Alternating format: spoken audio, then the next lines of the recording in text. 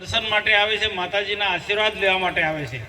એ આપણી કુળદેવી છે. એટલે સાંજ સવાર આપણે યાદ કરવા જોઈએ ને માતાજીનો ફોટો પણ મૂકવો જોઈએ.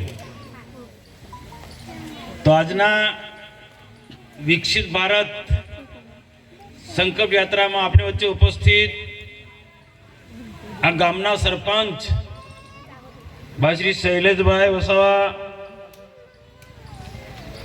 તાલુકા પંચાયતના પ્રમુખ બેન સીતાબેન વસાવા, પૂર્વ તાલુકા પંચાયતના પ્રમુખ ને ભાજપના અગ્રણી ભાઈ શ્રી સેવંતુભાઈ, પૂર્વ ઉપપ્રમુખ ધર્મેન્દ્રભાઈ, કારોબારી અધ્યક્ષ વાલિયા કિરણભાઈ, તાલુકા પંચાયતના સભ્ય બેન શિલ્પાબેન કમલેશભાઈ વસાવા, પૂર્વ શિક્ષણ ચેરમેન જિલ્લા પંચાયતના સભ્ય ભાઈ શ્રી અલ્પેશભાઈ, લતીફભાઈ ભાજપ આગેવાન, વાલિયા તાલુકા પાર્ટીના પ્રમુખ પૃથ્વીસિંહ ગોહિલ, મહામંત્રી ભાજપના તાલુકાના રામસિંહભાઈ, જિલ્લાના પાર્ટીના મંત્રી અને નિવૃત્ત શિક્ષક આપણા સૌના વડીલ એવા બળવંતભાઈ, યુવા પ્રમુખ કિરણભાઈ, પ્રદેશ આદિવાસી મોરચાના મંત્રી ભાઈ શ્રી શાંતિલાલભાઈ વસાવા, મોરચાના પ્રમુખ તાલુકાના આદિવાસી મોરચાના રિટાયર ટીડીઓ સોમભાઈ, કંઈક કામકાજ હોય તાલુકા પંચાયતને લગતું તો આપણે ખૂબ અનુભવી માણસ છે ને હમણાં તો વકીલની પ્રેક્ટિસ કરે છે, તો કંઈક પણ સેવાની જરૂર પડશે તમારા ને માર્ગદર્શન માટે તમારી પાસે ફી નહીં લે. પાર્ટીના કાર્યકર્તા છે, તમને મફતમાં કેસ લડવું હોય તો મફતમાં લડો પાછા. એવા સોમભાઈ કે મારા બહુ જૂના મિત્ર છે, વર્ષોથી એમને નાનું મોટું કામ તાલુકા નાંદોદમાં એમને જ સોંપતો હતો. પ્રદીપસિંહ ભરથાણિયા યુવા પ્રમુખ અને ભારતીય જનતા પાર્ટી આ વાલિયા તાલુકો હોય કે પછી નેત્રંગ તાલુકો હોય કે ઝઘડિયા તાલુકો હોય, જ્યાં ભાજપ વાળા કોઈ ગામમાં જાય તો પહેવા નહીં દે ગામમાં, એવી સ્થિતિ હતી. તો એવા સંજોગોમાં પણ લડાયકથી કામ કર્યું છે એવા ખૂબ વર્ષો જૂના આપણા ભાજપના આગેવાન ચંદનભાઈ વસાવા. કેવા સંજોગોમાં અમે કામ કર્યું છે ને તે અમે જાણીએ. એવા લોકોને આપણે વર્તમાનના આગેવાનો યુવાનોએ ઓળખવા જોઈએ, માન સન્માન આપવું જોઈએ ભાઈ. કે સંઘર્ષના દિવસે આવા લોકોએ કામ કર્યું છે, પરિવાર પર ખૂબ આપત્તિ આવી છે, સામેના લોકોએ બહુ હેરાન કર્યા છે.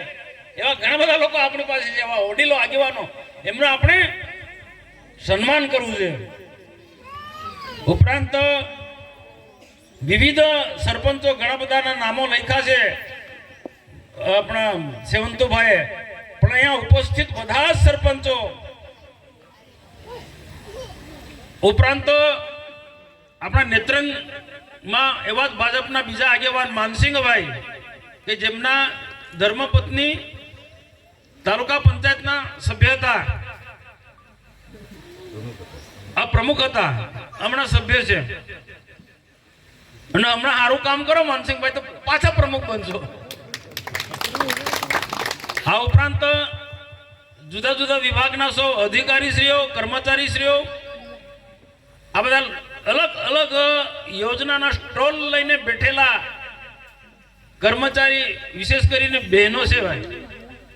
ઉપરાંત ગામના વરિષ્ઠ આગેવાનો, ભાઈઓ બહેનો અને શાળાની આ નાની નાની બાળાઓ, જેમને ખૂબ સુંદર પ્રાર્થના અને સ્વાગત ગીત આપની સમક્ષ પ્રસ્તુત કર્યું. આપણે બધા જાણીએ છીએ તેમ મારા ગામના બધા જ વક્તાઓએ કીધું, વિકસિત ભારત સંકલ્પ યાત્રા આપણા ફક્ત આ ભરૂચ જિલ્લા કે વાલિયા તાલુકા નથી, પરંતુ આવા રથ આખા દેશની જેટલી વિધાનસભાઓ છે, આ બધી વિધાનસભામાં લોકસભા પ્રમાણે આવા રથ એક એક વિધાનસભામાં એક એક ગ્રામ પંચાયતમાં ફરી રહ્યા છે. જો કેટલું મોટું કામ, અને આ કામ કોણ કરી શકે? દેશના પ્રધાનમંત્રી નરેન્દ્રભાઈ મોદી સિવાય બીજો કોઈ ના કરી શકે. આખા દેશની અંદર આવા રથ ફરવાથી 100% જ નહીં, પરંતુ હું ગેરંટી સાથે કહું કે 60, 70, 80% લોકોમાં જબરજસ્ત મોટી જાગૃતિ આવે અને સરકારની, રાજ્ય સરકારની, ભારત સરકારની જે અલગ અલગ યોજનાઓ છે એ બધી યોજનાની લોકોને જાણકારી મળે, માહિતી મળે. અને યોજનાની જાણકારીની માહિતી હોય તો આ બધી જ યોજનાનો આપણે એ વ્યવસ્થિત રીતના, સારી રીતના એનો લાભ લઈ શકીએ. એટલે આ રથમાં જબરજસ્ત મોટી તાકાત પડેલી છે. લોકોમાં એક સાચા અર્થમાં જાગૃતિ આવે, એના માટે આ વિકસિત ભારત સંકલ્પ યાત્રા આજે ગામે ગામ ફરી રહી છે. એ સંકલ્પ યાત્રા નામ આપ્યું છે. આપણે બધાએ શરૂઆતમાં સંકલ્પ લીધા, શપથ લીધા. 1947 સુધીમાં આપણા દેશને સમૃદ્ધ ભારત બનાવવો છે, વિકસિત ભારત બનાવવો છે, એવા શપથ લીધા. અને આ બધી યોજના લોકો સુધી પહોંચે. આપણું ઘર, આંગણું, ગામ એ સ્વચ્છ રાખીશું એવા પણ આપણે શપથ લીધા. પ્લાસ્ટિકનો ઉપયોગ નહીં કરીએ એવા પણ આપણે શપથ લીધા. તો આ ખાલી શપથ લેવા પૂરતું નહીં, પરંતુ આપણે આપણો હાથ આગળ કર્યો છે. ભગવાન સમક્ષ આપણે હાથ આગળ કર્યો છે ભાઈ. આપણે આ ભગવાન સમક્ષ હાથ આગળ કરીને આપણે સંકલ્પ લીધો છે, પ્રતિજ્ઞા લીધી છે, તો એ આપણે પૂરેપૂરું પાડવું જોઈએ. દેશના પ્રધાનમંત્રી શું કહે છે? આવનારા દિવસોમાં ભારતને એક સમૃદ્ધ ભારત બનાવવો છે, મજબૂત ભારત બનાવવો છે, આત્મનિર્ભર ભારત બનાવવો છે. હર હાથ કો કામ. આ દેશના એક વ્યક્તિને કામ આપવાની વાત કરે છે. એ ક્યારે શક્ય છે? એકલા સંકલ્પ લીધા, એકલી વાતોથી, ભાષણોથી આ શક્ય છે? એમાં એક વ્યક્તિએ આ સંકલ્પ લીધા અને બધું સાંભળ્યું. એના માટે આપણે પૂરેપૂરી રીતના પાલન કરવું પડે. તો શરૂઆત ક્યાંથી કરવી પડે? છોકરીઓ બોલો, શરૂઆત ક્યાંથી કરવી પડે? આપણાથી. બહુ સારી વાત કરી. એટલે આપણે શું, વડીલો ને તમારામાં ફેર છે. તમારા લોકોએ શું કરવું પડે? તમારાથી શરૂઆત કરો ને. એટલે દેશને પ્રગતિ કરવી હોય, ઊંચાઈ લઈ જવું હોય તો તમારાથી શરૂઆત કરવાની. ક્યાંથી? નાના નાના બાળકોનું, વિદ્યાર્થીનું આરોગ્ય સારું રહે, તંદુરસ્તી સારું રહે. આયુષ્યમાન ક્યાંની ને અહીંયા આરોગ્યના ડોક્ટર સાહેબે જે વાત કરી ને, સરકાર બાળક માના પેટમાં હોય ત્યારથી ચિંતા કરે છે. તંદુરસ્ત બાળક જન્મે એના માટે ગર્ભવતી માતાઓને પૂરતો ખોરાક લેવા અને કોઈ બીમારી ના હોય એના માટે પણ સલાહ આપે છે, ટ્રીટમેન્ટ આપે છે. બાળક જન્મ્યા પછી એ કુપોષિત હોય તો એને પોષિત કરવા માટે, એની તંદુરસ્તી સારી રહે એના માટે પણ સરકાર ચિંતા કરે છે. અને તંદુરસ્ત બાળક થોડું મોટું થાય, ભણતું થાય તો શું કરે છે? આંગણવાડીમાં મોકલે છે ને. આંગણવાડીમાં કેટલી બધી સુંદર સરકાર ચિંતા કરે છે. ગુજરાતની સરકાર, ભારતની સરકાર, આ ભારતીય જનતા પાર્ટીની સરકાર કેટલી બધું ચિંતા કરે છે. બાળકની તંદુરસ્તી સારી રહે અને ભણવા જાય. આંગણવાડીમાં કેટલી બધી ટ્રેનિંગ આપવામાં આવે છે આપણા નાના બાળકને, આપણને ખબર નથી પડતી. પહેલા આંગણવાડીઓ નથી ત્યારે શું હતું?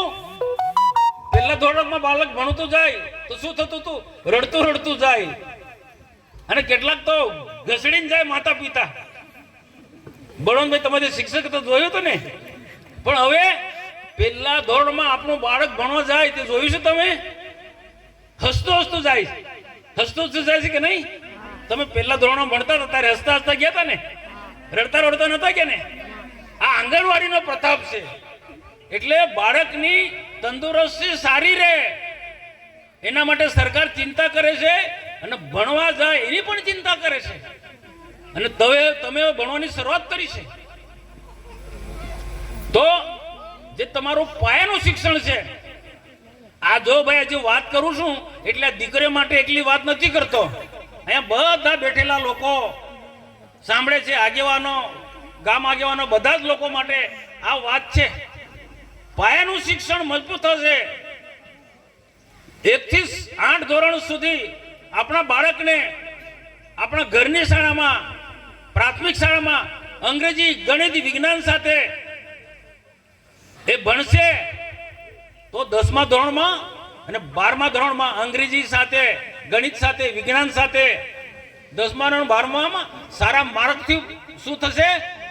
પાસ થશે. પાસ એટલું નહીં, હવે તો ટકાનો મહત્વ, મેરિટ. પાસ થવું એકલું મહત્વ નથી. હવે તો 10મા ધોરણમાં અને 12મા ધોરણમાં યાદ રાખજો, તમે હમણાં જેટલો હમણાં મહેનત કરશો, જેટલો કાળજી રાખશો, એક દિવસ તમારે, આજે મારે આ મોટા લોકોને કશું નથી કે તમને જ મારે કેવું છે, વિકસિત ભારત બનાવવાનું છે તો તમે જ બનાવવાના છો. કારણ કે તમે સારું ભણશો, સારી નોકરી કરશો, ઓફિસર બનશો, સારા ટીચર બનશો, સારા ડોક્ટર બનશો, સારા એન્જિનિયર બનશો, વૈજ્ઞાનિક બનશો, તો ભારત મજબૂત બને કે ના બને? વિકસિત બને ને? સુખી સંપન્ન દેશ બને ને? તો એ ભારત બનાવવાનો છે ને. આ મહેનત નરેન્દ્રભાઈ મોદી આ એટલે મહેનત કરી રહ્યા છે, એટલે તમારા પર જ અમે ફોકસ કરે છે. એટલે નિયમિત સ્કૂલમાં જવાનું, વર્ગખંડમાં ટીચર જે ભણાવે ત્યારે એકબીજાનો ગોદો નહીં મળવાનો આગળ બેઠા હોય એને. આ ઘણા બધા છે ને, આ બધા આ લોકો ભણતા તો એકબીજાને ગોદો મારે, બાપુ એકબીજાને ગોદો મારે કે મસ્તી બી કરે. હવે ટીચર ભણાવે એ તરફ આપણે ધ્યાન જ ના આપે તો શું થાય?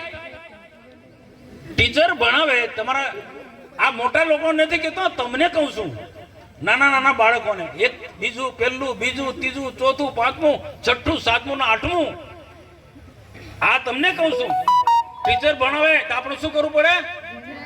ધ્યાન આપવું પડે ને, યાદ રાખવું પડે, મગજમાં ફિટ કરવું પડે. દાખલા ગણાવતા હોય, વિજ્ઞાન ભણાવતા હોય, અંગ્રેજી ભણાવતા હોય, સ્પેલિંગ યાદ કરવા પડે. સ્કૂલમાંથી બહાર નીકળો તો સ્કૂલની બહાર નીકળે અથવા તો કોઈ વાતો કરતા કરતા જતા હશે તો આપણી ભાષામાં વાતો કરવાની, બરોબર છે ને?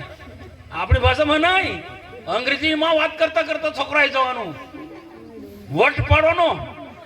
અને અંગ્રેજીમાં કેટલાક વાત કરે ને તો કેટલાક લોકો તો વાયડાઈ મારે જેવું કે ભલે કે દુનિયા, પણ તમે સ્કૂલમાંથી બહાર નીકળો, કોઈ પ્રસંગમાં જાઓ તો તમે અંગ્રેજીમાં બોલવાનો. અરે તમે અંગ્રેજીમાં બોલશો ને, આ બધી છોકરી કોઈ પ્રસંગમાં જાય, કોઈ લગ્ન પ્રસંગમાં, કોઈ ધાર્મિક પ્રસંગમાં, કોઈ પણ પ્રસંગમાં અંગ્રેજીમાં બધી છોકરીઓ વાત કરશો તો તમારા બાજુ બધા લોકો જોશે અને તમારામાંથી શીખશે ને કે જો આ ગામની છોકરી કેટલું સરસ અંગ્રેજીમાં બોલતી જાય છે. આ કરવું પડશે. 10મા ધોરણમાં અંગ્રેજી, ગણિત, વિજ્ઞાન સાથે, 12મા ધોરણમાં ગણિત, વિજ્ઞાન સાથે સારા ટકા આવવા જોઈએ. 10મા ધોરણમાં, 12મા ધોરણમાં સારા ટકા. સારા ટકા એટલે કેટલા? 50%, 40%. એ ના, સારા ટકા એટલે 80, 85, 90, 95. કેટલાક લોકો તો 99.99% લાવે. મહેનત કરી તો આવે કે ના આવે? પણ એ તમારાથી શરૂઆત કરવું પડે. હમણાં તમારું શિક્ષણ જેટલું પાકું હશે, અંગ્રેજી, ગણિતમાં તમે ધ્યાન આપો, સ્પેલિંગ અંગ્રેજી પર તમે ધ્યાન આપો, તો તમે 10મા ધોરણમાં, 12મા ધોરણમાં કોઈ તમને તકલીફ ના પડે. અને પછી તો શું છે, ગાડી છે ને રેલના પાટા પર બ્રોડ ગેજ લાઈન પર આવે ને તો ગાડી સનસનાટ જતી રહે, નાના સ્ટેશને તો ઊભી ના રહે, બરોબર છે ને? કોઈ જરૂર નથી પછી માર્ગદર્શનની, તમને ઓટોમેટિક જ ખાલી આવી જશે. એટલે આ તમારું પાયાનું શિક્ષણ, એટલે પાયાનું શિક્ષણ કહ્યું. આપણે મકાન બનાવતા હોય તો મકાનનો પાયો કાચો રહે તો પડી જાય કે નહીં પડી જાય? તો મકાનનો પાયો કેમ મજબૂત રખાય છે? ઉપરના 1 માળ, 2 માળ, 3 માળ, હવે તો મોટી મોટી સિટીમાં 105 ને 103 માળ સુધી બિલ્ડિંગો બને છે. પણ એ પાયો નબળો હોય તો સાધારણ ધરતીકંપ થાય તો પડી જાય કે ના પડી જાય? પણ પાયો મજબૂત હોય તો, પાયો મજબૂત રાખો તમારો. આવનારો સમય ગમે તેટલા એવા કારણો હશે તો પણ તમને કોઈ હલાવી ના શકે. તમારું શિક્ષણ મજબૂત હશે, કોઈ તાકાત તમને પ્રગતિમાં કોઈ રોકી ના શકે. કારણ કે તમારી પાસે અંગ્રેજી છે, ગણિત છે, વિજ્ઞાન છે, જનરલ નોલેજ પણ હોવું જોઈએ. જનરલ એટલે કોને કહેવાય? આમ પેપરમાં કંઈક ને કંઈ હોય તો એ જાણવું જોઈએ. હમણાં મોબાઈલ દીકરીઓ સરસ મને અભિનંદન આપો ઓછો કર્યો. સ્વાગત ગીત, પ્રાર્થના ગીત, પછી અમે આવતા હતા તે વખતે કેટલીક છોકરીઓ કેટલાક દીકરાઓ બાપુ મોબાઈલ પર બધું આખું શૂટિંગ કરતા હતા. કેટલું કહેવાય મોબાઈલ આખો ઓપરેટ કરતા તમને આવડે છે. પણ એ મોબાઈલમાં તમે ફિલ્મની વાત, હીરો હિરોઈનની બધી જુઓ તો મગજ વિકસિત ના થાય, તમારું મન બીજી તરફ ડાયવર્ટ જાય. પણ આપણે શું કરવું? જનરલ નોલેજ, સારી સારી સમાચાર, દેશમાં શું બને છે, વિદેશોમાં શું બને છે, શિક્ષણનું પણ આ મોબાઈલમાં ઘણું બધું આવે. તો મોબાઈલ ઓપરેટ તો કરતા તમને આવડે છે, પણ એ મોબાઈલમાં શિક્ષણનું પણ ઘણું બધું જ્ઞાન છે. તો એ પણ જોવું જોઈએ. આડું અવળું નહીં જોવું જોઈએ. આપણને વિદ્યાર્થીઓને કઈ બાબતે ઉપયોગી છે એ મોબાઈલમાં શીખવું જોઈએ. તો તમે ભવિષ્યમાં ખૂબ પ્રગતિ કરશો. અંગ્રેજી, ગણિત, વિજ્ઞાન સાથેના વિષયો સાથે પાસ થશો ને તો કોઈ સારા મેડિકલ લાઈનમાં, એન્જિનિયરિંગ લાઈનમાં, કોઈ સારા અભ્યાસક્રમમાં તમે જશો. સારા અભ્યાસક્રમોમાં જશો અને સારું અંગ્રેજી ગણિત સાથે કોલેજ કરશો, પૂર્ણ કરશો તો તમને ઘર બેઠા નોકરી મળવાની છે. ઘર બેઠા એટલે તમને મોબાઈલમાં સમાચાર આવશે, મોબાઈલમાં તમને માહિતી મળશે, પેપરમાં મળશે કે આ લાયકાત ભણેલા ગણેલા વ્યક્તિ, આ આટલી ડિગ્રીવાળા ડોક્ટર, આટલી ડિગ્રીવાળા એન્જિનિયર કે આ પ્રકારનો મેનેજમેન્ટનો કોર્સ કરેલા વ્યક્તિ માટે આ જગ્યા છે ને ઓનલાઈન અરજી કરે. હવે કઈ પેપરથી અરજી નથી કરવાનું હતું, ઓનલાઈન અરજી. તો આ સારું ભણેલા છે તે ઓનલાઈન કરશે તો સિલેક્ટ થઈ જાય. કોઈ લાગવગની જરૂર નથી ભાઈ. હમણાં કોઈ લાગવગ નહીં. પહેલાના જમાનામાં કેટલી બધી લાગવગ હતી. આ નોકરી મેળવી હોય ને તો લાગવગ કરતા હતા અમારા પાસે, બીજા કોઈ નેતાઓ પાસે. પણ હવે તમારે મહેનત પર આધાર છે. તમે જેટલા શિક્ષણમાં કાબેલો છો એટલા એના પર આધાર છે. તો એના માટે દેશના પ્રધાનમંત્રી ખૂબ ભાર મૂકે છે ને. અહીંયા મારા અગાઉના વક્તાએ કીધું ને, દેશના પ્રધાનમંત્રી જ્યારે ગુજરાતમાં મુખ્યમંત્રી હતા ત્યારે આપણું ગામડાનું શિક્ષણ પણ સારું, સિટીના જે બાળકો ભણે છે એવું શિક્ષણ હોવું જોઈએ એવી નરેન્દ્રભાઈ વાત કરી છે તે વખતે. કેમ કે શહેરના બાળકોને જે શિક્ષણ મળે છે એ ગામડાના બાળકોને પણ એવું શિક્ષણ મળે અને દીકરીઓ પણ ભણે. બાકી પહેલાના જમાનામાં દીકરીઓને આપણા સમાજમાં નહોતી ભણાવાતી. કેમ નતા ભણતા? કે દીકરીને શું ભણીને શું કરવાનું, એને તો ઘરનું કામ શીખવાડવાનું હોય એવું કહેતા હતા ને પહેલા. અને ઘરનું કામ શીખવાડે ને સાસરે વળાવી દેવાનું, આ હતું. પણ નરેન્દ્રભાઈ મોદી સાહેબે શું કહ્યું? દીકરીઓને પણ ભણાવો. સારું દીકરીઓ ભણશે તો કોઈ ને કોઈ જગ્યાએ જો સ્ટોલ પર બધી મોટા ભાગની દીકરીઓ બહેનો છે એ ભણ્યા તો ને ડોક્ટર બન્યા છે, જેએનએમ નો કોર્સ કર્યો છે. ડોક્ટરો અહીંયા એક ડોક્ટર છે, ઘણી જગ્યાએ તો બહેનો પણ ડોક્ટર હોય છે. શિક્ષિકા હોય, ક્લાર્ક હોય, પોલીસમાં હોય, પોલીસ અધિકારી પણ બહેનો બને છે. જંગલનું રક્ષણ પણ બહેનો કરે છે. એ ભણ્યા તો ને. એટલે તમે સારું ભણશો, અંગ્રેજી, ગણિત, વિજ્ઞાન સાથેનું શિક્ષણ ભણશો તો કોઈ ને કોઈ જગ્યાએ તમને નોકરી મળશે ને. નોકરી મળે એટલે સારું જીવન કહેવાય ને, સુખી જીવન કહેવાય ને. આ જે લોકો નોકરી કરે છે, જે લોકો નોકરી કરે છે અથવા સારો બિઝનેસ કરે છે, નોકરી ના કરો, સારું ભણ્યા હોય કોમર્સ ના વિષય સાથે તો તમે બિઝનેસ પણ કરી શકો છો, સારો બિઝનેસ પણ કરી શકો. જેની સારી નોકરી હોય, જેને સારો બિઝનેસ હોય એ સુખી હોય ને. ઘર પાકું હોય, 2 માળનું મકાન હોય, 4 વ્હીલ ગાડીઓ હોય, 2-3 ગાડીઓ હોય, સારા મોટો ઓફિસર બનો તો આવે કે ના આવે? પણ એ ક્યારે? એ શિક્ષણ સારું હોય તો. બાકી ના ભણો તો ખેતી કરો, ખેતી ના હોય તો મજૂરી કરવી પડે ને. હવે તો મજૂરી પણ નથી મળતી. કારણ કે એટલી બધી વસ્તી વધતી જાય છે ને એટલું બધું શિક્ષણનો વ્યાપ વધ્યો છે ને એટલે સરળતાથી નોકરીઓ નથી મળતી ભાઈ.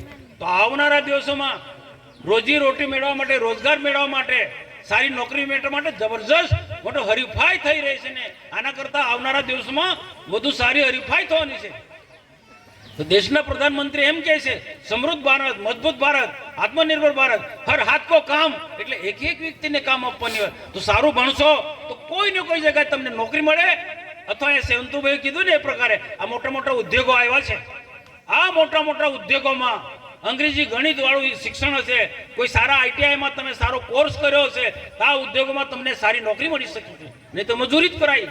આ ઝઘડે જીઆઈડીસીમાં આપણા લોકો બધા મજૂરી જ જાય છે. પણ સારું ભણ્યા હોય, અંગ્રેજી, ગણિત, વિજ્ઞાન નો કોઈ આઈટીઆઈ નો સારો કોર્સ કરી નાખ્યો હોય તો આ જ ઉદ્યોગોમાં તમને સારી નોકરી મળી શકે છે. એટલું શિક્ષણમાં એવું તાકાત છે. શિક્ષણ આપણું ક્રાંતિ કરી શકે છે, આપણા જીવનનું આખું પરિવર્તન કરી શકે. શિક્ષણમાં તાકાત છે. એટલે શિક્ષણ પર દેશના પ્રધાનમંત્રી ખૂબ ભાર મૂકે છે અને એક એક વ્યક્તિને નોકરી આપવાની, કામ આપવાની વાત કરે છે. એ સારું ભણ્યા હોય તો. સારી ખેતીની પણ વાત કરી છે. અહીંયા કૃષિ વૈજ્ઞાનિકે સારા ખેતીની વાત કરી છે, પ્રાકૃતિક ખેતીની વાત કરી છે. ઘરે ખાવું હોય અનાજ તો રાસાયણિક દવા અને ખાતરોનો ઓછો ઉપયોગ કરો, ઓછો ઉપયોગ કરો અને વધુ પડતું પ્રાકૃતિક ખેતીમાં છાણિયું ખાતર વાપરો તો એનાથી જે અનાજ છે ને એ પૌષ્ટિક તત્વવાળો હશે. પછી રાસાયણિક ખાતરો, રાસાયણિક દવા બેફામ તમે ઉપયોગ કરશો તો દાણો મોટો લાગશે પણ એમાં પૌષ્ટિક તત્વો ના હોય. આજે અલગ અલગ પ્રકારની જાત જાતની બધી બીમારીઓ પડે થાય છે. શેના કારણે? આ ખોરાકના કારણે. જેવો ખોરાક એવો માણસ, તંદુરસ્તી. આજે અનેક પ્રકારની બીમારીઓ છે એ ખોરાક પર આધાર છે. એ સિકલ સેલની પણ વાત કરી અને આદિવાસી વિસ્તારમાં સિકલ સેલનું પ્રમાણ ઘણું બધું છે. તો એ સિકલ સેલનું પ્રમાણ જ્યાં વધારે છે ત્યાં નિયમિત રીતના CSC, PSC બની શકે તાલુકા મથકે જાઓ, ચેક કરાવો, બ્લડ ટેસ્ટ કરાવો તો ખબર પડશે. તો સિકલ સેલ હોય એમને ગભરાવાની જરૂર નથી. એના માટે બધા વડીલોને પણ કહું છું ભાઈ, સરકાર આપણને ઘણી બધી સહાય કરે છે. ગુજરાત પેટર્નમાંથી, અન્ય ગ્રાન્ટમાંથી આપણને બોર મોટર આપે ખેતી માટે હો, અથવા તો પોતાની વ્યવસ્થા કરીને પણ તમે પિયત આધારિત ખેતી કરો, સિંચાઈ આધારિત ખેતી કરો અને શાકભાજી ખાવાથી, લીલા ફળફળાદી ખાવાથી સિકલ સેલની બીમારીને રોકી શકાય છે.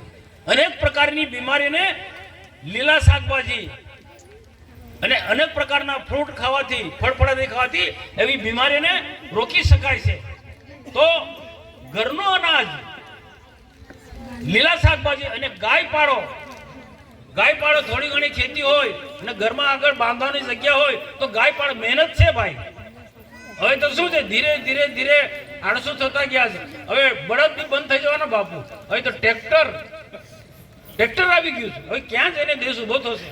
એટલે ગાય આધારિત ખેતીની વાતો કરીએ છીએ પણ સાથે સાથે મેં તો જ્યાં કહેવાનું ત્યાં પણ કીધું છે, આપણે ગાય આધારિત ખેતી કરે છે, પ્રાકૃતિક ખેતીની વાતો કરીએ છીએ પણ ટ્રેક્ટર પણ રોકવું પડશે ને. ખેડૂતોને આત્મનિર્ભર બનાવવા પડશે. એટલે આ તરફ પણ જવું પડશે. નહીં તો રાસાયણિક ખાતરો, રાસાયણિક દવાઓ, બળદ નહીં હશે, ગાય ન હશે તો ટ્રેક્ટરથી ખેતી કરીશું, પૈસા આવશે પણ શું હશે? જે પ્રકારે ભારત, જે સમૃદ્ધ ભારતનું જે અસ્તિત્વ છે એ જોખમમાં છે ભાઈ.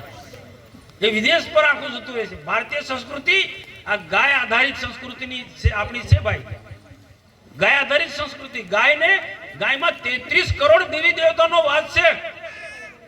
કોઈ અન્ય કોઈ પશુને, કોઈ ગધેડાને ગધેડા માતા એમ કે, ગધેડે કોઈ પશુને માતા કે બાપુ કે કોઈને, પણ ગાયને ગાય માતા કહ્યું છે. ગાયને ગાય માતા કહ્યું. કેમ? વિદ્વાનો, મહાઋષિ, ઋષિમુનિએ એ ગાયમાં 33 કરોડ દેવી દેવતાના વાસ અને એની પૂજા પણ એ પ્રકારની ગાય માતાની પૂજા કરવામાં આવે છે. તો એ ગાયનું દૂધ ભણતા છોકરા પણ પીએ તો બુદ્ધિ વિકસે, યાદ શક્તિ રહે. કોઈ બાળકને વાંચે, લખે, યાદ ના રહે તો ગાયનું દૂધ પીજો અથવા તો બકરીનું દૂધ પીજો, તમને યાદ શક્તિ રહેશે.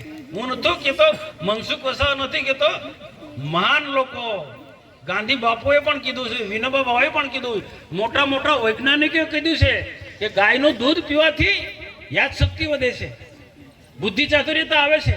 એટલે ગાયના દૂધમાં એક તાકાત છે. ગાયના દૂધમાં સૂર્યના અર્ક, સૂર્યના કિરણો, સૂર્ય નાડી ગાય પર માથાથી પૂછડા સુધી જે એની છે ને નાડી, નસ હોય, નસ એ સૂર્ય નાડી કહેવાય. ને એના પર સૂર્ય કિરણો પડે તો એનું દૂધ તમે જોજો, ગાયનું દૂધ પીળું હશે. ભેંસનું દૂધ પીળું દેખાય ના હોય, ભેંસનું દૂધ પીળું ના હોય, ગાયનું દૂધ જ પીળું હશે. તો એ ગાયના દૂધમાં તાકાત છે ભાઈ. ગાયના દૂધમાં વિચારો સારા આવે, વિચારો સારા આવે. તો આપણા પ્રાકૃતિક ખેતીની સાથે સાથે આપણા લોકોએ આ ગાયને પણ પાડવાની વાત કરી છે. અને સિકલ સેલ જેવી બીમારીઓ છે, અનેક બીમારીઓ નિયમિત આપણે વહેલા ઉઠવું જોઈએ. નહીં તો શું છે, કેટલાક સૂર્યવંશીઓ છે. સૂર્યવંશી કે કોને કહેવાય? આમાંથી આ અહીંયા મારા આગળની વાત નહીં કરતો, અહીંયાથી આ બધા બેઠેલામાં સૂર્યવંશી કે કોણ કોણ છે ભાઈ? માનસિંહ, આમાંથી સૂર્યવંશી એને કહેવાય. ખબર છે સૂર્યવંશી કોને કહેવાય? સૂર્યનારાયણ ઉગે અને માથે ચડી જાય, એક બે વાંસ અને ઉઠે એને સૂર્યવંશી કહેવાય. ભાઈ દિવસ આટલે ચડી જાય ને જાગે ઉઠે એને માણસ કહેવાય ભાઈ? અરે ઢોર બી સૂર્ય ઉગતા પહેલા બેઠું થઈ જાય છે, ઊંઘતું હોય ત્યાંથી. પશુ પંખીઓ પણ કિલોલ કરતા ફરતા થઈ જાય છે. આ તો પશુ પંખી ને ઢોર કરતા પણ આપણા માણસ ક્યાં કહેવાય? એને રાક્ષસ કહેવાય ભાઈ. એને રાક્ષસ જ કહેવાય ને. મોડો ઉઠે તે મોડો કેમ ઉઠે? આખી રાત કોઈ પત્તા રમતા હોય, કોઈ ડિસ્કો કરતા હોય, કોઈ મોબાઈલ. અરે ઘણા લોકો તો છે ને મોબાઈલ જોતા જોતા એક ને બે બી વગાડી દે. મોબાઈલ જોતા જોતા કે મોબાઈલમાં એવું છે ને માણસનું, એને ચેનલ ના પડે, ઊંઘે જ ના. હું નથી જોતો પણ આ મેં સાંભળેલું છે. એને કેટલાક લોકોને શાંતિલાલ મેં જોયેલું છે મેં. ને એકાદ બે વખત થોડાક અમુક પ્રયોગ પણ, સારી વસ્તુ જોવા માટે પ્રયોગ પણ કર્યા છે. કોઈ બીજા દિવસે કંઈક અમારું પણ કોઈ પાર્લામેન્ટમાં કંઈક બોલવું હોય, કોઈ વિષયને કંઈ મૂકવું હોય તો અમારે પણ મહેનત કરવી પડે. તો શું જ કરીએ, અમે મોબાઈલ પકડે તો રાતના 1 વાગે, 2 વાગે, 3 વાગ્યા સુધી બી ક્યારેક અમે, પણ તે સારી વસ્તુ જોવા માટે. તો આ દુનિયા કેટલી બધી આગળ ગઈ છે. મોબાઈલનો પણ તમે સદુપયોગ કરો તો આપણી તંદુરસ્તી સારી રાખવા માટે પણ આપણે જાતે જ કાળજી રાખવી પડે ભાઈ. અને એના માટે સરકાર ખૂબ ચિંતા કરે છે. તો આ અનેક પ્રકારની જે બીમારીઓને રોકવું પડે એના માટે પ્રાકૃતિક ખેતી, ગાય આધારિત ખેતી અને ખોરાક પર આપણો વિશેષ ભાર મૂકવો પડે. અને ખાસ આયુષ્યની વાત કરી છે, આયુષ્યમાન, એના માટે પણ આપણે બધાએ અહીંયા કીધું એ પ્રકારે કાળજી રાખવી પડે. આ બધી અલગ અલગ પ્રકારની બીમારીઓ છે ને એ રોકવા માટે. પણ હું તો એમ કહું છું, અને હું એવું નથી કહેતો, બિરસા મુંડાએ પણ એવું કીધું છે. બિરસા મુંડાને એ વાત થઈ ને કે બિરસા મુંડા અંગ્રેજોની સામે લડતા લડતા શહીદ થઈ ગયા 24 વર્ષની ઉંમરે. ને આપણા ઘણા બધા લોકો બિરસા મુંડાની પ્રતિમા મૂકે છે. સારી વાત છે, મૂકી જ જોઈએ. એ કે મહાપુરુષોની પ્રતિમા મૂકે ને એમાંથી પ્રેરણા લેવાય. કાલે આપણે ક્રિકેટ ટુર્નામેન્ટમાં હતા ને ભરૂચમાં, બિરસા મુંડાને આપણે ફુલાર કેરો બધા છોકરા બહુ તાળી પાડી, એટલે આદિવાસી છોકરા બહુ તાળી પાડી. મેં કીધું બહુ સરસ છે, બિરસા મુંડાના લોકો બધા જાણે છે. પણ મેં એમને એવું કીધું, બિરસા મુંડાને આપણે પ્રતિમા પણ કરીને યાદ બી કરે છે, પણ એમણે જે વાત કરેલી છે એ યાદ કરી જોઈએ. યાદ બિરસા મુંડાએ શું કહ્યું છે? અંગ્રેજોની સામે લડ્યા છે. 24 વર્ષનો યુવાન, મોટી ઉંમર નહીં, 24 વર્ષનો નવયુવાન, એની સામે આદિવાસીની તીર કામઠાવાળી સેના બનાવી હતી અને અંગ્રેજોની સામે પૂરી તાકાતથી લડે છે. પણ એની સાથે સાથે બીજી એની વાત કરી છે આદિવાસીના વિકાસ માટે. આદિવાસીના વિકાસ માટે એમને એમ કહ્યું છે. અને આપણી સરકાર, રાજ્ય સરકાર અને કેન્દ્ર સરકારે હમણાં અલ્પેશભાઈ જે વાત કરી ને કે એમના જન્મદિવસથી આ રથ ફરે છે આખા દેશમાં. એ કેમ આ દિવસ પસંદ કરે એમનો જન્મ જયંતિ? નાવી પત્રિકા કેમ પાડી? આ બિરસા મુંડા નરેન્દ્રભાઈ મોદી પગે લાગે, જોયું ને? દેખાય છે ને બધાને? એ ક્રાંતિકારી હતા, એને લોકો ભગવાન તરીકે માને છે. એના જન્મભૂમિમાં હું ઝારખંડમાં જઈને આવ્યો છે. પણ બિરસા મુંડાએ શું કીધું આદિવાસીના વિકાસ માટે? બિરસા મુંડાએ એવું કીધું, આદિવાસીએ વિકાસ કરવો હોય, પ્રગતિ કરવી, સુખી જીવન જીવવું હોય તો શું કરવું પડે? કેટલાક આદિવાસી સમાજના કેટલાક કુરિવાજો છે, કેટલીક અંધશ્રદ્ધાઓ છે, કેટલાક વ્યસનો છે. તો કે આપણા ત્યાં વ્યસનો હોય જ ને, આદિવાસીમાં તો કોઈ વ્યસનો ના હોય, કોઈ જ ના. આ દરબારોના બધા વ્યસનો છે ભાઈ. આપણા આદિવાસી હમણાં પેલો આવ્યો તો, પણ એ તો શું છે, મસ્તીમાં હતો. 2-4 લોકો મેં જોયા ભાઈ, એ ચાલે. પણ વ્યસનોની પણ વ્યસનોમાં દારૂ એકલી વાત નથી કરું, દારૂ તો છોડી જ દેવો પડે ભાઈ. પણ સાથે સાથે ગુટકા, પાન, પડીકી પણ છોડવા પડે. અને ભણતા છોકરાએ તો બિલકુલ નહીં. ઘણી વખત તો શું છે, પેલો બાપ છે ને છોકરાને, ભણતો છોકરા લઈ લે ને આ ગુટકા કે આ લઈને આવ તો પેલું છોકરું 2-4 વખત લે, પછી વિચાર થાય ટેસ્ટ કરવાનો. એટલે મોટા લોકોને કહું છોકરાને ગુટકા ફૂટકા ના લેવા મોકલતા. એને પૂછે કે મારો બાપ ગુટકા ખાય છે, મને લેવા મોકલે છે. તેને કમલેશભાઈ એની ઈચ્છા થાય ટેસ્ટ કરવાની ને ટેસ્ટ કરે. મને છે ને મહાત્મા ગાંધીએ પોતાની ભૂલો સ્વીકારી છે એ રીતના હું કોલેજમાં હતો ત્યારે બંગલા પાન નીકળ્યું હતું. બંગલા પાન એટલે જબરજસ્ત ઈ સિગરેટ જેવું માણસને મગજને, એટલે મને આદત પડી ગઈ.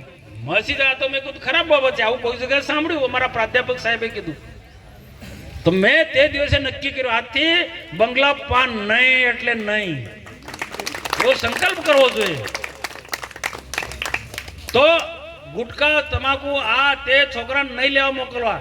ઘણી વખત તો શું છે વડીલો શું કરે, નજર સમજ પેલો વડાવાળાને તે જા ને એક બોટલ લઈ આવો. બોટલ ના હોય તો ઘરે લોટો હોય ને, લોટો ના હોય તો સોમભાઈ ગ્લાસ લઈને બી મોકલે. જાને 50 રૂપિયાનો 100 રૂપિયાનો. પછી છોકરાને શું થાય, મારો બાપ કેવું લાગતું હશે એટલે પીતો હશે દરરોજ મને લેવા મોકલે હાંજ જવા. છોકરો રસ્તે જે નાખી જોઈએ તો પછી ઓછું થઈ ગયું હોય તો છોકરો પાછું પાણી બી વેળ દે. છોકરું પાણી પી. એટલે ભાઈ તમે છોકરાને આવી ટેવ ના પાડતા તમે. ને આ વાત આ જો આમાં આવતું નથી. હા મોદી સાહેબે કીધું એમાં આવતું નથી, પણ આદિવાસી સમાજ ની જે વાતો છે ને બિરસા મુંડાએ કહેલી વાતો તમને કહું છું. અને મેં ભારત સરકારના મંત્રી હતો, આખા દેશમાં ફર્યો છે. ભારત સરકારના મંત્રી તરીકે, આદિવાસી મંત્રી તરીકે આખા દેશમાં ફર્યો છે. સૌથી વધારે આખા દેશની અંદર પછાત હોય, દુઃખી હોય, અનેક પ્રકારની સમસ્યા હોય તો આદિવાસી સમાજની છે ભાઈ. આદિવાસી સમાજનો છે.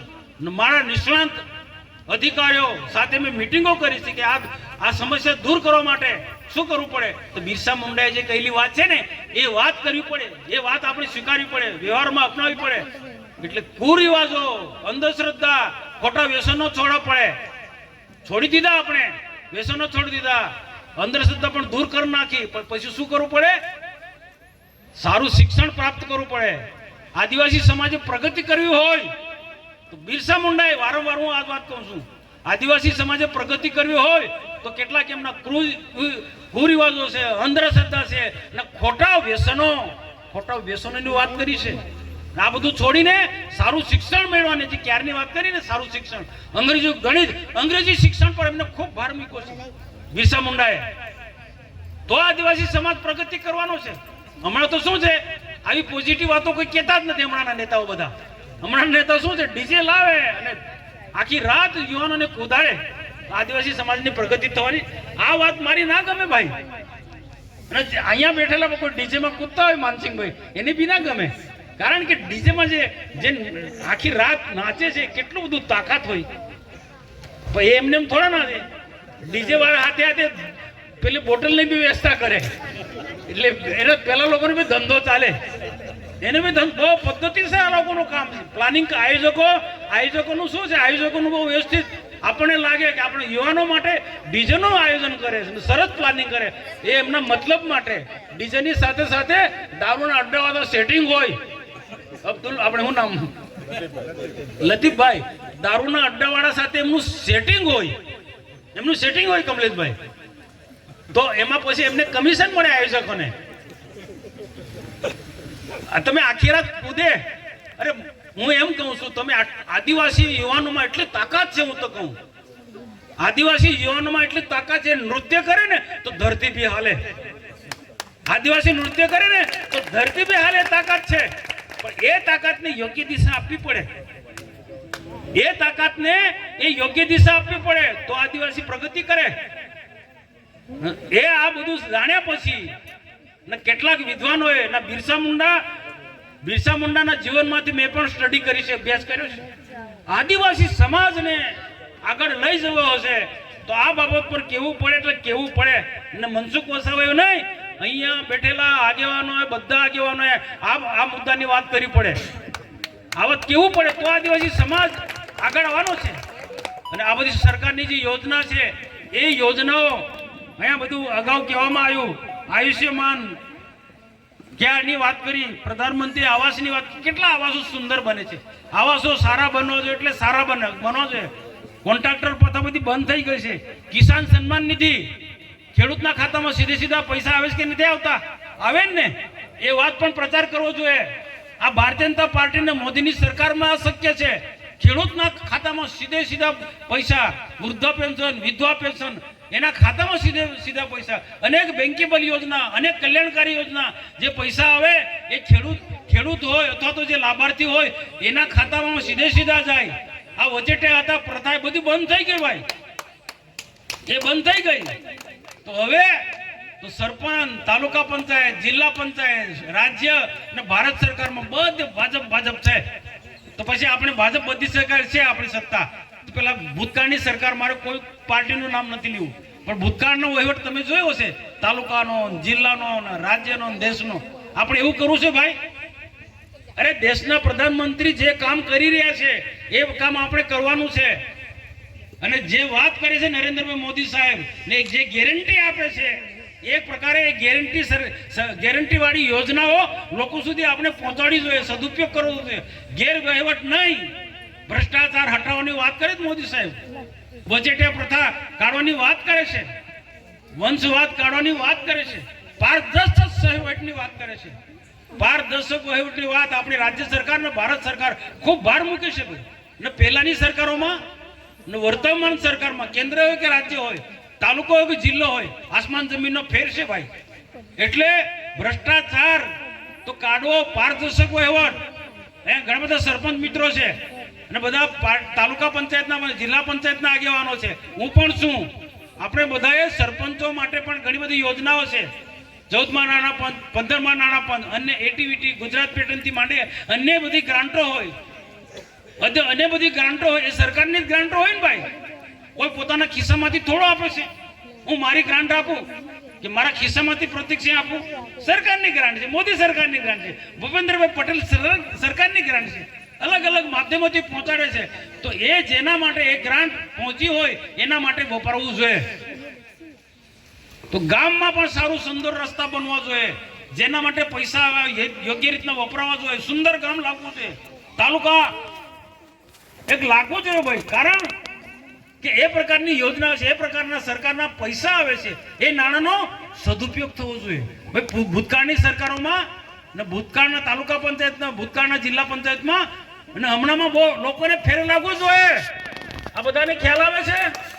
લોકોને ફેર લાગવો જોઈએ કે ના, પહેલાના લોકો આવા ખાવતરા હતા, હમણાંના લોકો નથી. ના, આપણે બે ધંધા કરીશું તો પહેલામાં ને આવામાં કોઈ ફેર નથી એવું કહે છે લોકો.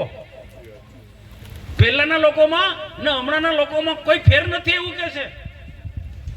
તો ભારતીય જનતા પાર્ટી સિદ્ધાંતોની વરેલી પાર્ટી છે. સરકાર પણ પારદર્શક વહીવટને માનનારી સરકાર છે. ભ્રષ્ટાચારીઓને કાઢવો, જેના માટે ગરીબો માટે યોજના માટે છે, જે વિકાસ માટે રોડ રસ્તાથી માંડીને પીવાના પાણીથી માંડે જે સરકાર પૈસા આવે છે એનો 100% એનો ઉપયોગ તો 5-10% ઠીક છે કદા 5-10% હું ગેરંટી કહું છું. હું પોતે તારો જ છૂટ આપી છું. આટલો મોટો વહીવટ કરો ને કમ્પ્લેન, 5-10% થોડું આગુ પાછું થાય, પણ હું કહું કે પૂરેપૂરું સારી રીતના કામ લોકોને ગમે, પ્રજાને ગમે, સરકારને ગમે. અને સૌથી જો ભ્રષ્ટ હોય તો અધિકારીઓ. હું ઘણી વખત અધિકારીઓને જાહેરમાં ખંખેરું છું ને, અધિકારીઓ શું કરે? આપણને ટેવ પાડે. અધિકારીઓ ટેવ પાડે. કોઈ નવો કોઈ હોદ્દો આવી ગયો હોય તો એને શીખવાડે, આવી રીતના કરવાનો, આવી રીતના. પેલો બિચારો સીધો સાધો હોદ્દા પર આવી ગયો હોય, મારા જેવો ધારાસભ્ય બની ગયો હોય, સંસદ સભ્ય બની હોય, અથવા તો કોઈ પદ પર આવી ગયો હોય, તો અધિકારી સમજાય આ રીતના કરશો ને તો તમારો ખર્ચ નીકળશે. અધિકારીઓ જ શબ્દ પાડે છે. એટલે આવા અધિકારીઓથી સાવધાન રહેવાનું ભાઈ. અધિકારીઓમાં બધા નથી હોતા એવા કોઈક એવા હોય, લાખમાં 2-5-10% હોય. એ એક ઈંગારી બધી જુવારને બગા નાખી કે નહીં? તમે લોકો હું ઈંગારીને શું કહું? જુવારનું કણ હે આગ્યો ને ઈંગારી બી કહેવાય. એને એક જ હોય, એક કે 2-4 હોય તો આખું બગાડ નાખીને આખું ગણશું, આખું ઢૂંઢું બગાડ નાખે, આખું ખેતર બગાડ નાખે. તો એવા છે ને 1-2% એવા હોય આપણા આસપાસ, એવા કર્મચારીને મોદી સાહેબ કે ને ભ્રષ્ટાચારીને કાઢો. તો આપણે તો આ તાલુકાનો વિકાસ થવાનો, તો આ ગામનો વિકાસ થવાનો. અને ભૂતકાળ અને વર્તમાનમાં ડિફરન્સ હોવો જોઈએ ભાઈ. ભૂતકાળના વર્તમાનમાં ડિફરન્સ હોવો જોઈએ. સરપંચોને સ્વતંત્રતા આપવી જોઈએ. સરપંચોને પણ સ્વતંત્રતા. અને સરપંચથી કંઈક ભૂલ થતી હોય તો પ્રેમથી કહેવાય. તાલુકાના લોકો હોય, જિલ્લાના લોકો હોય, મારા જેવા લોકો પ્રેમથી કહેવાય કે ભાઈ આ રીતના. કારણ કે બધાને ખબર ના હોય. ને અધિકારીઓને પણ મેં આ જ વાત કહું, જિલ્લા સંકલનની મિટિંગમાં બી આ જ વાત કહું છું અધિકારીઓને કે ભાઈ મારે તાલુકા પંચાયત, જિલ્લા પંચાયત, સરપંચો નવા આવ્યા છે, એને માર્ગદર્શન આપો. બીજી ટેવ ના પાડો તમે. બીજી ટેવ નહીં પાડો, એને સારું શીખવાડો. ડેવલપમેન્ટ માટે જે સરકારી અલગ અલગ યોજનાઓ છે એ લોકો સુધી પહોંચે, જરૂરિયાત પ્રમાણે લાભાર્થીઓ સુધી પહોંચે, એ પ્રકારનું માર્ગદર્શન આપો. તો સમૃદ્ધ ભારત બનવાનો છે. તો 2047માં ભારત વિકસિત બનવાનો છે. એમને એમ થવાનું છે. ને આપણી સરકાર ભારતીય જનતા પાર્ટી મૂલ્ય આધારિત પાર્ટી છે. સરકાર પારદર્શક હોય એમની વાતો કરે છે. તો એ પ્રકારે આપણે કામ કરવું પડે કે નહીં કરવું પડે? ભારતીય જનતા પાર્ટીના લોકો, ભારતીય જનતા પાર્ટીના જે લોકો વહીવટમાં છે, સરપંચમાં છે, તાલુકામાં છે, જિલ્લામાં છે, વિધાનસભામાં, સંસદમાં છે, એ બધાએ પારદર્શક વહીવટ કરવો પડે. ને આ મોદી સરકાર અમને પણ આ જ પ્રકારનું લેસન આપે છે ભાઈ. અમારા સંસદ સભ્યની મીટિંગ થઈ, એ આ જ વાત કરી. મેં બીજી મોટી વાતો નહીં. જે સરકાર અને આ વિકસિત ભારતના રથ પર એમને બહુ ભાર મૂક્યો. એક નાના મુદ્દા એમને વાત કર્યા. નાના મુદ્દાને ટચ કરે છે મોદી સાહેબ. કારણ કે દેશને ઉપર ઉઠાવવો હોય તો આ દેશના ગરીબમાં ગરીબ માણસ ને સારું શિક્ષણ આપવું પડે. સરકારની જે યોજના બની છે એના માટે પ્રધાનમંત્રી આવાસ, વૃદ્ધા પેન્શન, કિસાન સન્માન નિધિ, ખેડૂતો માટેની યોજનાઓ, ખેડૂતને બોર મોટર આપણે આપ્યો ને પેલા ટકાવારી વાળા હોય 5-10%, 20% કાઢી જાય તો પછી બોર મોટર કેવું થાય ભાઈ? વરસ બી ના ચાલે. પણ એને જેને બોર મોટર સિંચાઈ માટે મળ્યો છે, પીવાના માટે બોર મોટર મળ્યો છે, તો ફૂલ પાણી નીકળવું જોઈએ. નથી કેટલાક પીવાના પાણીના બોર 5-6 મહિના ચાલે ને પાછા ઉકાઈ જાય. એ રીતે ખેતી માટે આવનારા દિવસોમાં ખેડૂતો માટે આજે હમણાંના જે પૈસા છે ઓછા પડે છે. અમે રાજ્ય સરકારને, ભારત સરકારને પણ કહ્યું છે કે ખેડૂતોને 4-5 લાખ રૂપિયા બોર મોટર સુધી આપો. એક વખત લાભ આપો અને પૂરેપૂરો લાભ આપો. બીજા વખત એ ખેડૂતની એની જવાબદારી છે ભાઈ. એમાંથી બધું આગળ વધવા માટે એ ખેડૂતની જવાબદારી છે. એક વખત આપો લાભ એટલે પૂરેપૂરો લાભ આપો. અમે ત્યાં સુધી અમે તે કહ્યું છે આવાસમાં પણ પૈસા આપો વધારે. આવાસમાં પણ વધારે પૈસા આપો. સારું મકાન બને ને વારંવાર એને મળવા. પછી એક વખત લાભ આપો, પછી બીજા વખત નહીં. ભણોનસિંહ બરોબર છે ને? ભણોભાઈ આ કેવું અમે કહીએ છીએ.